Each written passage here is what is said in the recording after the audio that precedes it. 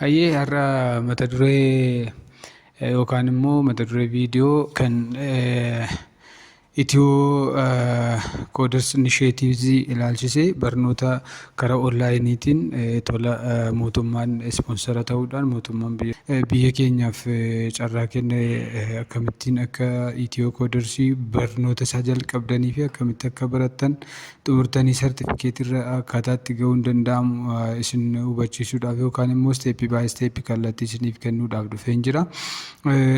Itiyoo Kooders akkasuma biraawuzarii banuudhaan akkuma nama argaa jirtan kanan barreessaa jiru kana itiyokoders.it jettanii barreessitu. Biraawuzarsi irratti itiyokoders.it yeroo ittanii barreessitan Itiyoophiyaan Kooders Initiative jedhee akkasitti dhufa. Isarratti kilik yeroo gootan pilaatfoormii kan argattu fuula yookaan immoo interfeesii kanarratti gara gadiitti gadi siquudhaan koorsiiwwan kennaman bakka kanatti argattu kunoo koorsiiwwan kennaman fakkeenyaaf Android Developmentiin Fundamental, Programming Fundamental akkasumas immoo Data Science fi Artificial Intelligence kana arfan argattu jechuudha. Yeroo ammaatti currently kennamaa kan jiru koorsiiwwan kun firiidha. Egaan firii yookaan immoo tolaan barattanii sartifikeetii argachuudhaaf warra kana keessaa mata duree filattan fakkeenyaaf Android Developmentiin laaptooppii qabaattan yoo ta'e laaptooppiin keessan RAM 4 ta'uu qaba. As keessaa tokko filachuudhaan isinitti argisiisu. Mata dureewwan kan arfan keessaa tokko filattu kan filattan sana immoo akkaataan isin itti barnoota isaatti seentan karaa wal fakkaataadha adda adda miti jechuudha. Fakkeenyaaf as keessaa tokko yoo filadhe Programming Fundamentaalii erga kilik irratti gootanii booda enroll now kan jettu kana cuqaasuudhaan gara kallattii itti aanutti isin dabarsa jechuudha. Jalqaba mata duree tokko Programming Fundamental kan jedhu kunoo filachuun koo nagarsiisa. Login to continue kan jedhu irratti erga cuqaastanii booda gara Google akkaawuntii isin fudhata jechuudha. Google akkaawuntii qabaachuu qabdu. Saayin aappii gochuu qabdu. Hin qabdan taanaan haaraa uumuudhaaf saayin aappii irratti kilik gootu. Saayin aappii fi saayin inni wal birara. Warra akkaawuntii qabdan immoo Google akkaawuntii keessan saayin inni jettanii Google saayin in with Google akkaawuntii kan jedhu kanarratti cuqaastu. Kilik erga irratti gootan yookaan erga cuqaastanii booda mallayyaa himiratu yookaan immoo akkaawuntii keessan filadhaa jedha. Akkaawuntiin ittiin barnoota kanatti fufuu barbaadu filadheera kunoo ani. Erga isa filattanii booda akkaawuntii keessan start my application start nomination kan jedhu dhufa. Start my applicationidha. Foormii guutuudhaaf jechuudha. Application formiin isiniif dhiyaata. Erga start my application jettanii fuulli kun isiniif dhufa jechuudha. Then background information required questions are provided here.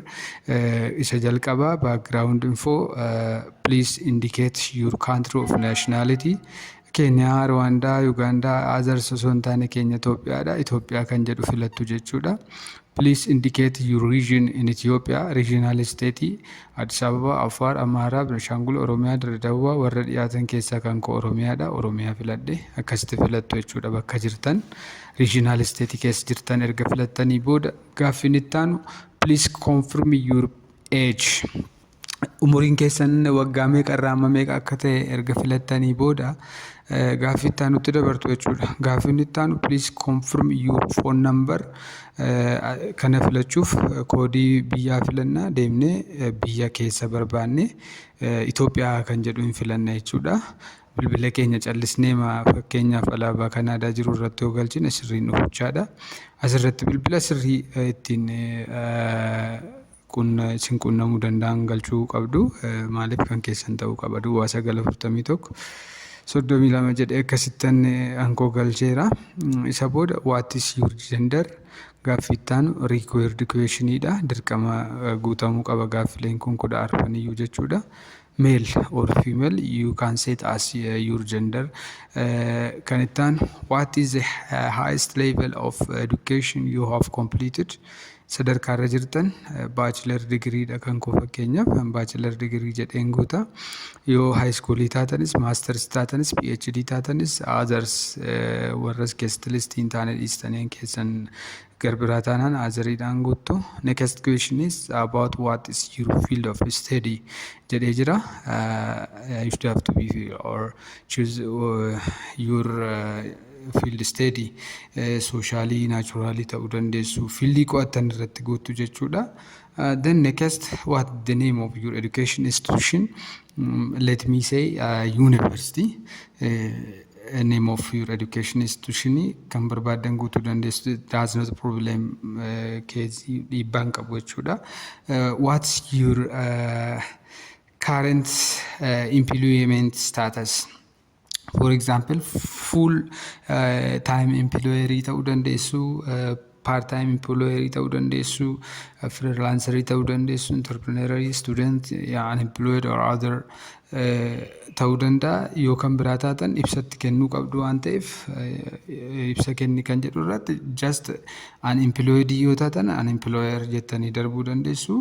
Garuu kan ramadamtanii full time yaa ta'u part time yaa ta'u hojjetaa jirtan yoo ta'e immoo kontiraataan haa ta'u dirjitii yookaan dhaabbata keessa hojjetan sana guutuu jechuudha.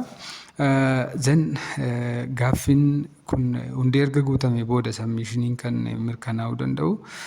So isa kana erga xumurtanii booda gaaffiin itti aanu how many years of professional experience do you have?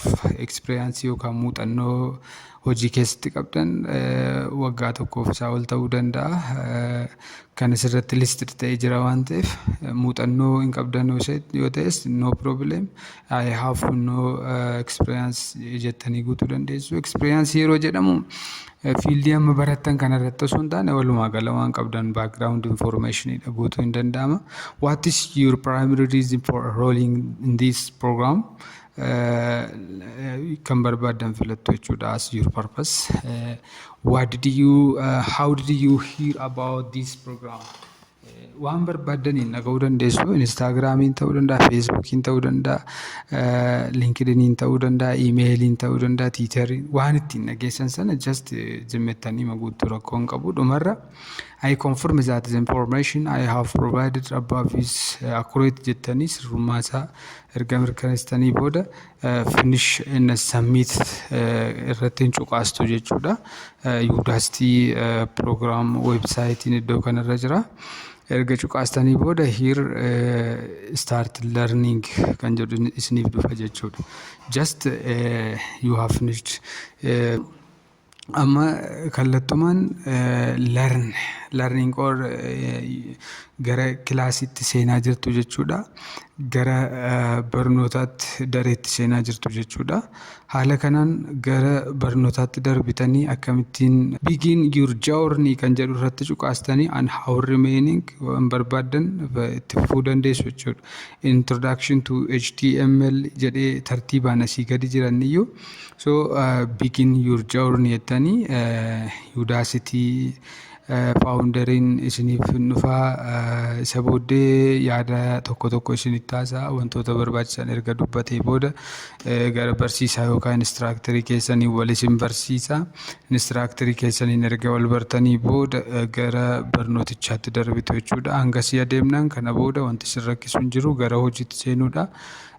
Next jechaa darbitu. Welcome to Udacity isiniin jedhee waan isin dhufu waan barattan erga fuula tokko irraa fixxanii booda fuulattaan next jechaa deemtu.